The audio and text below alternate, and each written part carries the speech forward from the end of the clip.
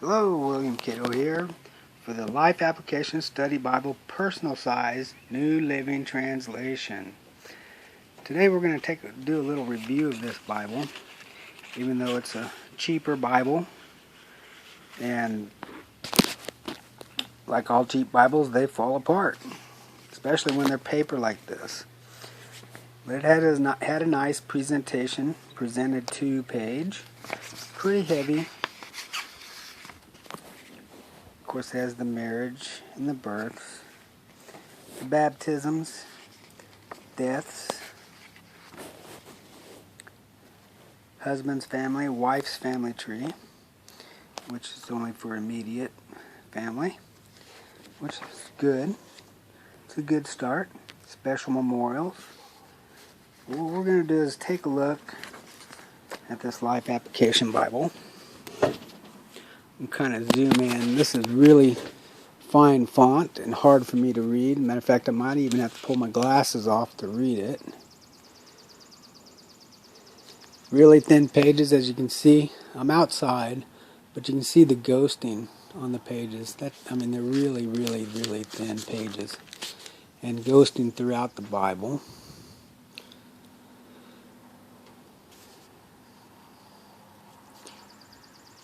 Let's see if I get some pages turned here so I can introduce you to this.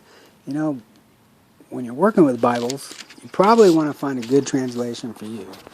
The King James Version that I use most frequently, or the NIV, might not be the right translation for you. You might need something a little bit easier, which makes it easier on the eyes, makes it easier to study.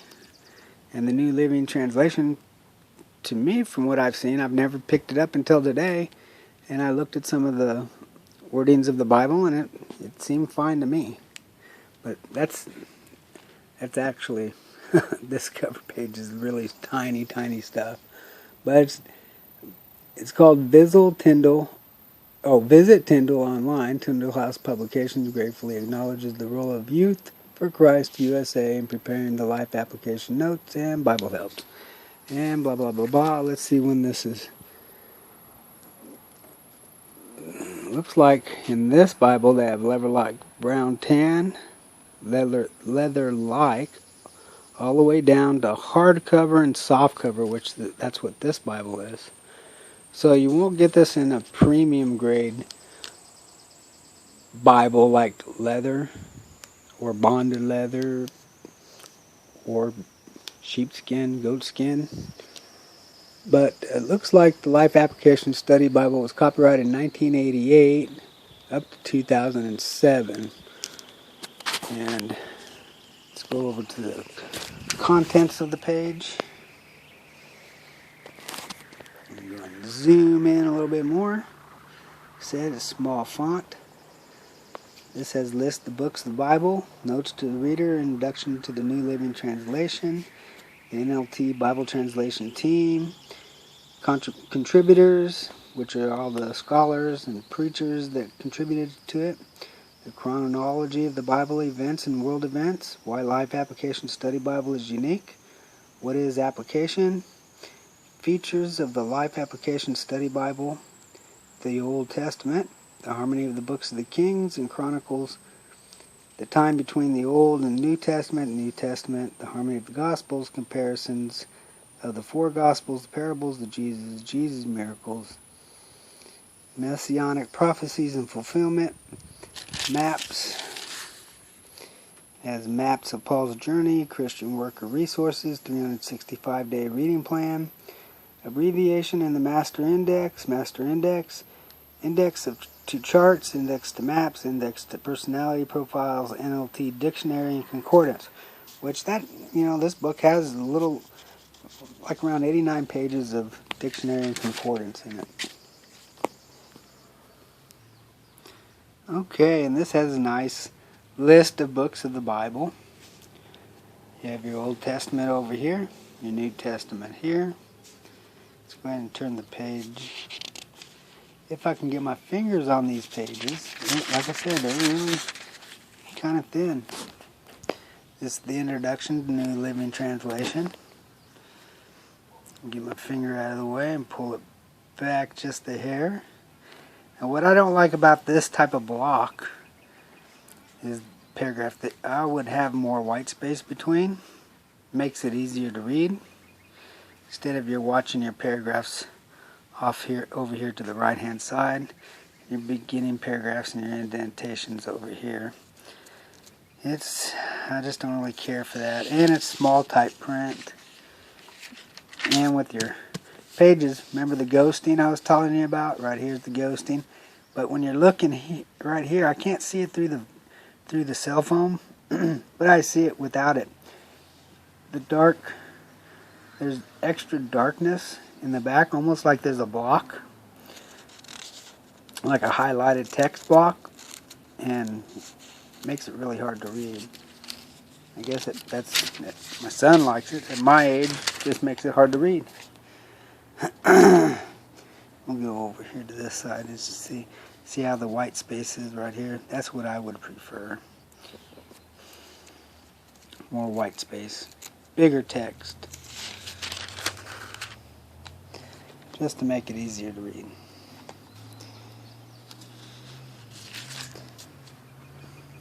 And then this is your NLT translation team. And then your contributors. Why the Application Study Bible is unique. Let's go in on this a little bit. Let me turn this.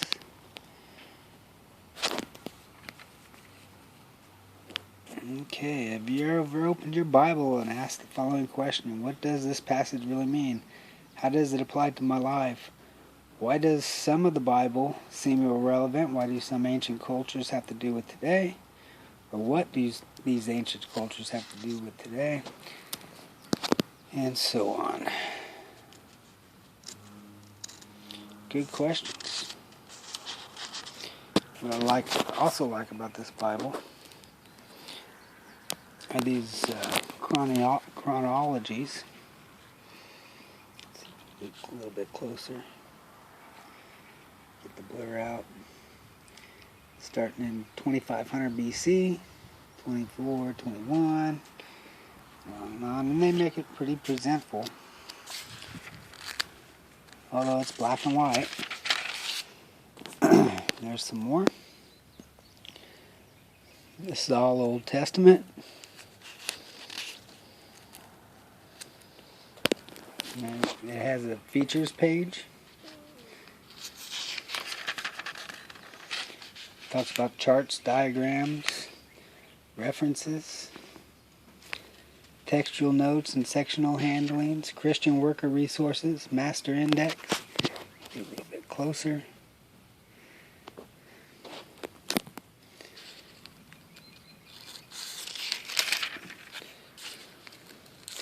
Now, if this was a bigger Bible, with bigger text, I think it would be pretty nice.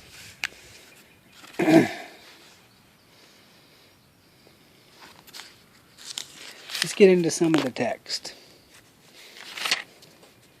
Alright, we'll go right here to Genesis 16.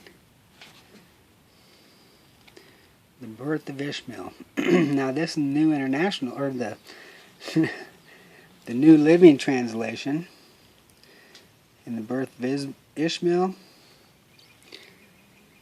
Now, Sarai, Abraham's wife, had not been able to bear children for him, but she had an Egyptian servant. Now I'm reading through the phone and I have a real bad dark spot, kind of like that, so it makes it hard to read again. But as you can see, I mean, it's in the New Living Translation, which you can probably consider kind of like the Living Bible, except for a literal translation. Another thing that I like is right here at the edges. There's some more verses that go with this verse up here, verse 1 of 16. You can look at that have similar, similar features. And they have some interesting deals there. Sodom and Gomorrah destroyed in chapter 19. Check out the New Testament. Here we go, Mark chapter 10. Jesus teaches about marriage and divorce. Then Jesus left Capernaum and went down to the region of Judea and into the area east of the Jordan River. Once again, crowds gathered. And then they have more black and white maps. Excuse me. Getting a little sinuses. Then you have your types of prophecy in Mark. Jesus' prophecies in the Olivet Discourse. Let's see if I can find a chapter beginning, which is going to be right in here.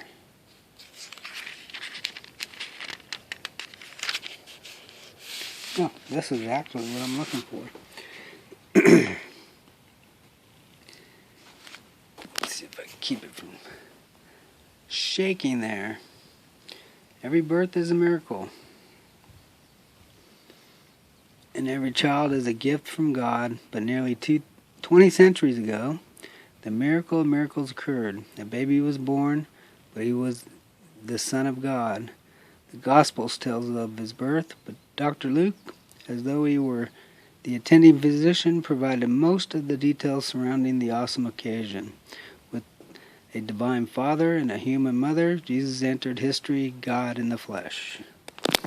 And this is the introduction, vital statistics to the book of Luke, key people, which is Jesus, Elizabeth, Zechariah, John the Baptist, Mary, the disciples, Herod the Great, Pilate, Mary Magdalene. Key places, special features, and then you go right down here, and you got chapter 1, which is pretty decent. I like that.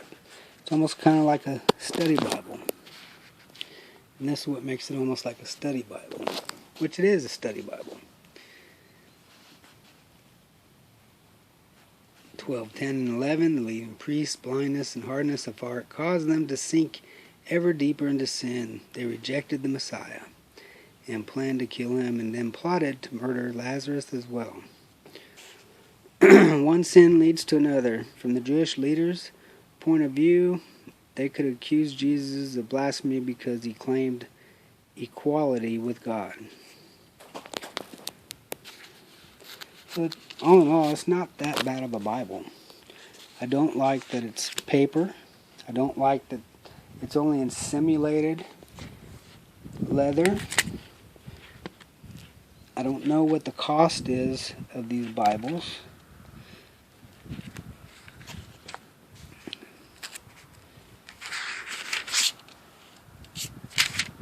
But they got some good maps. Let me turn my camera so you can see the maps. Nice colored maps. I think there's 8 of them.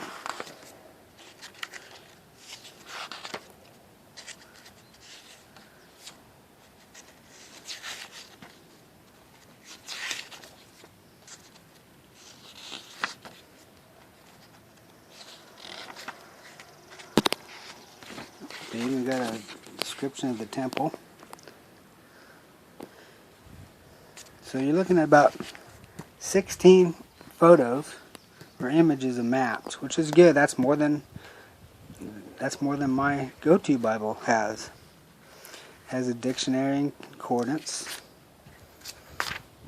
which, like I said, is only like 69 to 70 pages long. Christian work or resources, which is really nice. Let me get a little closer on that.